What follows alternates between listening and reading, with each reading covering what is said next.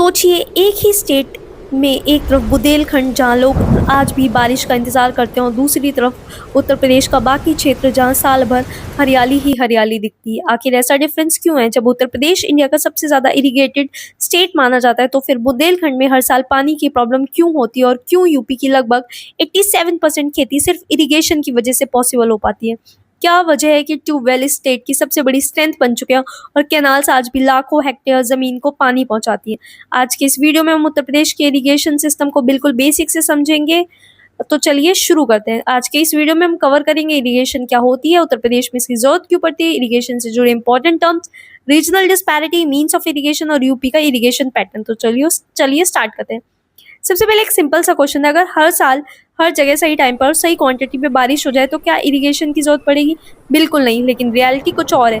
कभी बारिश बहुत ज़्यादा हो जाती है, कभी बहुत कम, कभी जून में होनी चाहिए लेकिन जुलाई तक नहीं होती, कभी सितंबर में अचानक इतनी बारिश हो जाती है कि फसल ही बर्बाद हो जाती है। यही वजह है कि फार्मर्स सिर्फ मानसून के भरोसे खेती नहीं कर सकते। इसी प्रॉब्लम का सोल्यूशन है इरिगेशन। सिंपल लैंग्वेज में, जब क्रॉप्स को आर्टिफिशियली पानी प्रोवाइड किया जाता है, चाहे कैनाल से, ट्यूबवेल से, वेल से, पॉन्ड से या किसी और सोर्स से, तो उस प्रोसेस को इरिगेशन कहते हैं। यानी नेचर अगर पानी ना दे तो इंसान खुद पानी पहुंचाते हैं, इसी को इरिगेशन बोलते हैं। अब इरिगेशन जरूरी क्यों है? अब सवाल ये आता है कि यूपी में इरिगेशन इतनी इंपॉर्टेंट क्यों है? इसका आंसर छुपा है यूपी की ज्योग्राफी में। अगर आपने हमारी क्लाइमेट वीडियो देखी होगी तो आपको याद होगा कि उत्तर प्रदेश में रेनफॉल इक्वल नहीं होती। पूर्वांचल में कई बार फ्लड आ जाता है, लेकिन बुंदेलखंड में लोग सूखे का सामना करते हैं। यानी एक ही स्टेट में दो बिल्कुल अपोजिट सिचुएशन। इसी वजह से एग्रीकल्चर को सिर्फ रेनफॉल पर नहीं छोड़ा जा सकता। और याद रखिए, उत्तर प्रदेश इंडिया का सबसे बड़ा फूड ग्रेन प्रोड्यूसिंग स्टेट में से एक है।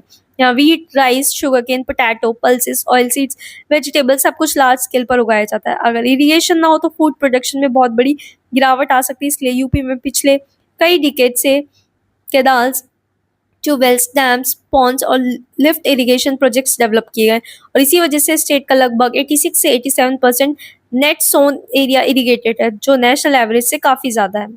यूपीपीसीएस में एक कॉन्सेप्ट बार बार पूछा जाता है, मल्टीपल क्रॉपिंग। मल्टीपल क्रॉपिंग का मतलब होता है एक ही फील्ड में एक साल के अंदर एक से ज़्यादा क्रॉप्स उगाने। ये तभी पॉसिबल होता है जब इरिगेशन अवेलेबल ना हो।